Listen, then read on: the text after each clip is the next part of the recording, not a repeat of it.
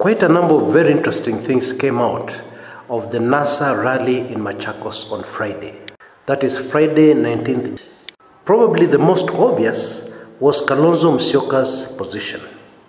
Now the very interesting thing that came out is that the Kalonzo Musyoka's own people, the Kamba nation, do not agree with Kalonzo Musyoka's position. Now I've said before in this channel that this is a new trend in Kenyan politics, where people do not agree with their leader, and they are not shy, they are not afraid, to tell their leader in the face, no, we don't want to go in that direction. And I've also said it is a very, very dangerous development. Now, what is Kalonzo Musyoka's position? Kalonzo Musyoka's position is that there must be dialogue. Okay? Kalonzo Musyoka's position is that Jubilee must wake up before January 30th so that the negotiations.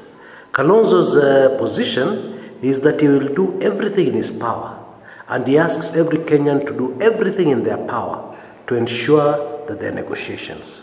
Kalonzo Musyoka says that it is better to do negotiations now rather than to do them later under circumstances and conditions that will be very different. Of course, what he meant, doing negotiations after chaos, violence, bloodletting, is a very different situation.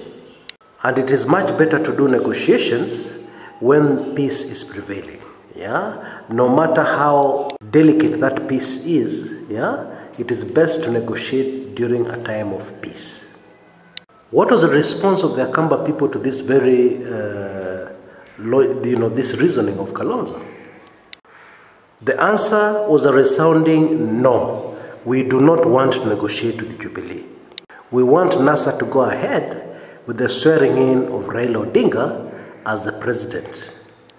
And from the body language of the other NASA leaders, their bodies were saying, you see, we told you.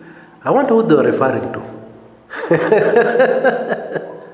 Of course, they are referring to their colleague Kalonzo Musyoka. So, contrary to what we are being told, the NASA High Command or the NASA principals are not in total agreement with the way forward.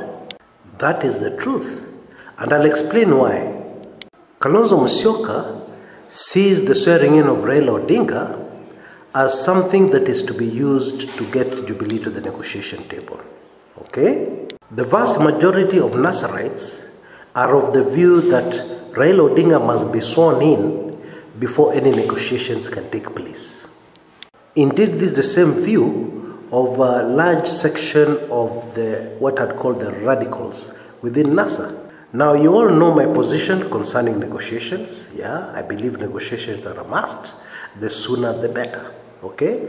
However, I have to confess and I have to agree that there are compelling political reasons not to want any negotiations before the swearing in of Raila Odinga. You see, after Raila Odinga is sworn in, the position will be that we will have two presidents negotiating. Okay? When you negotiate immediately, what will happen is that the president of Kenya will be negotiating with the leader of the opposition. And of course, what will happen during Raila's swearing in, it will be very easy to compare and contrast, the swearing in of President Uhuru Kenyatta and the swearing in of Raila. And of course, it will be very clear that the swearing in of Raila will have much larger numbers, much more enthusiastic followers and voters, etc., etc. And so those negotiations will be in an environment where Raila Odinga will have an edge. That is really how these strategists are thinking. And that is that's a lead which has been followed by millions of Nasarites. Nasarites across the country, and indeed across the globe, do not want to hear anything else except Raila eating the Bible. Now, as I was corrected by a member of this channel, eating the Bible is also a direct translation from the Luo, or rather the Luo dialect. In Kiswahili, we also say kukula kiapo. which is virtually the same thing, to eat an oath. Yeah? It's not very difficult to figure out where this came from, because in most African traditions, taking an oath involves eating something. Okay? Yeah, that's really what it is.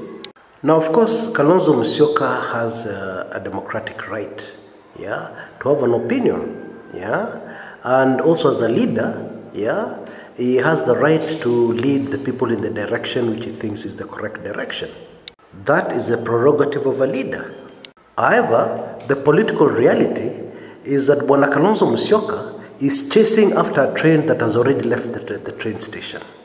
We all know it is futile, that once the train has left the station, it has left, it has departed. Chasing it is futile. I'm afraid that's the truth. But there is another negative effect on the NASA grouping, okay? And this is that it brings confusion. Because we all know it has been widely quoted in media, not only in Kenya, but outside the country, that NASA are using Raila Odinga's swearing in as a way of getting Jubilee to the negotiation table, okay? Now, that is not the truth, because that is only Kalonzo Musyoka's position. The position of a vast majority of Nasarites is that Raila Odinga must be sworn in before any negotiations are held. It is also true that what Kalonzo Musyoka fears in urging Kenyans to sober up and embrace negotiation is real, because most analysts believe that the swearing in of Raila Odinga will definitely be a thriller. Yeah, if we're talking about types of movies or categories of movies, the swearing in of Raila Odinga is definitely a thriller. However, the truth also is that it is more of a horror movie than a thriller. A horror movie because of the possible consequences of this action. Now, in the next episode of this series, we will go a bit deeper into a very, very serious danger that's facing Kenya right now. What am I talking about? I'm talking about some very powerful people who have insisted and who have said that there must be negotiations, yeah, and that the swearing in of Raila Odinga must not happen. Catch you there. Just click on the link on your top left-hand corner and you'll be in part 2. See you there in a bit. This is Kshs Kumekucha.